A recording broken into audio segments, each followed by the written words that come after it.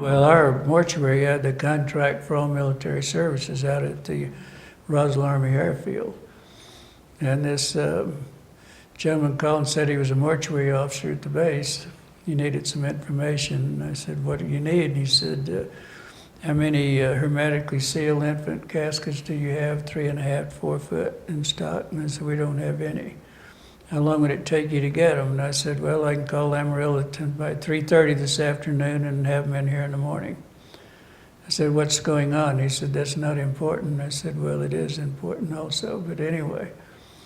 Then I hung up. And then he called back later and he said, I need more information.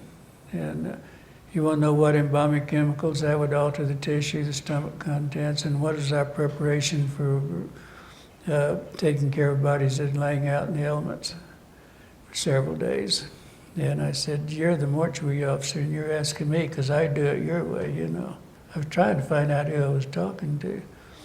But there again, I was very stupid and I hung up again. And so, but anyway, later on in the day, I got an emergency. We had the only ambulance business in Roswell at that time.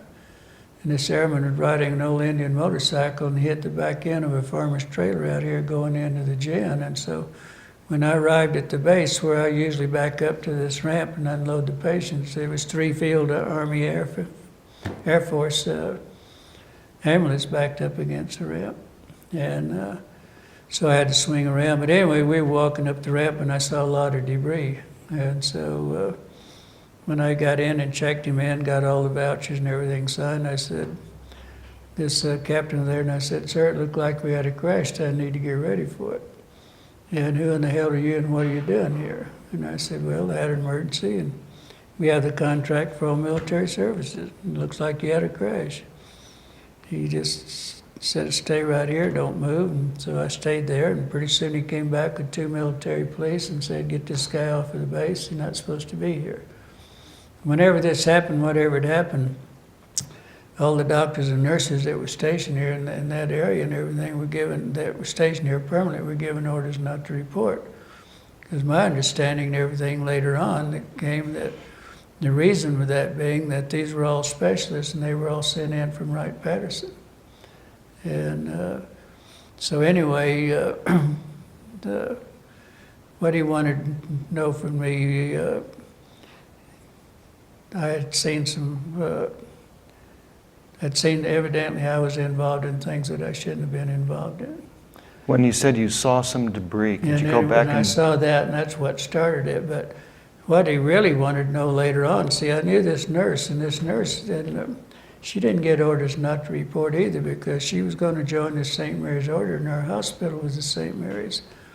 And she would come up like on the weekends and not go back until, you know, till her weekend started again, and she'd go in. When she went in to sign in for her next tour of duty, that's when they were in this supply room, and there were 2 pathologists. I understood they were from Wright-Patterson. They were not doing an autopsy. They were examining what was brought in from the Roswell crash, what we call the Roswell crash. And what the reason that she started out the door, and then they said, Lieutenant, we still have to have some help. And this is what you're going to do. And they wanted her. And so they'd take a forceps and turn a hand. She'd say 4 fragile fingers, so many centimeters, and all this kind of stuff. And she said she wasn't in there over 20 or 30 minutes at the most. And all their eyes, and it started burning in their skin. They were feeling it was getting real warm and real hot.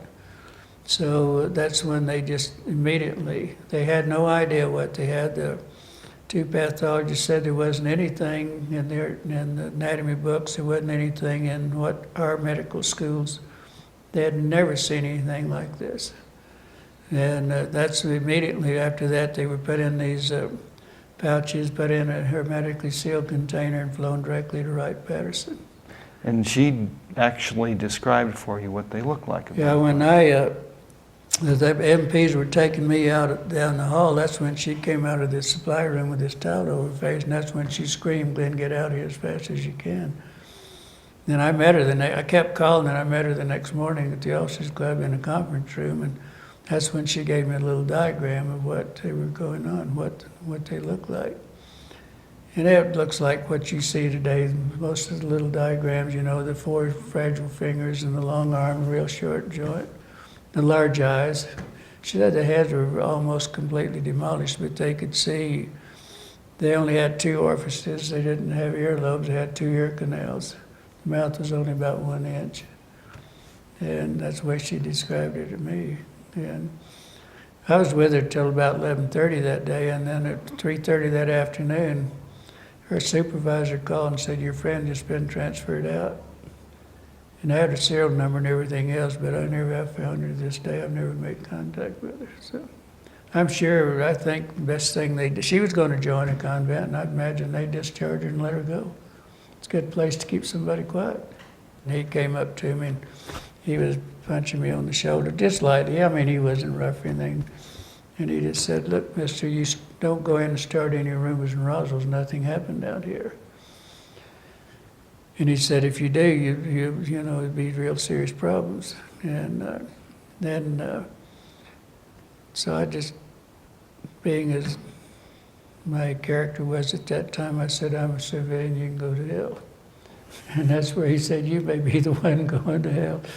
And then that's when he really told me, he said, somebody will be picking your bones out of the sand if you do that. So it didn't look like a plane crash. It didn't look like aluminum or you burn aluminum, because I've seen a lot of that in stainless steel. But what it looked like, of course, it didn't have any in those days. What it looked like more, it was a real light gray, almost a white. And some of it was a real dark gray, but it looked more like what fiberglass might look like today. And it wasn't dent or anything, and there wasn't any dents, but what it was is in pieces looked like it had been twisted and shredded and all this kind of stuff. But I didn't see any real sharp dents. Of course, I didn't stand there and look at it either, you know. It's just what I noticed on the way going out. But I know it was very thin. I could see that it was very, very thin. I didn't want to embarrass my family for the first place. Next thing, being in the mortuary business is not an easy business. And I didn't want to embarrass the funeral home. I didn't want to embarrass, my father was an old contractor, and I didn't want to embarrass him, because if I'd have come out who was an alien, you know, and all this back in those days, hell, they would have laughed me out of town. My folks knew. I thought it would be very embarrassing. And I didn't want it. Mainly, I idolized my father, and I didn't want to embarrass him, because he and I was very, very close.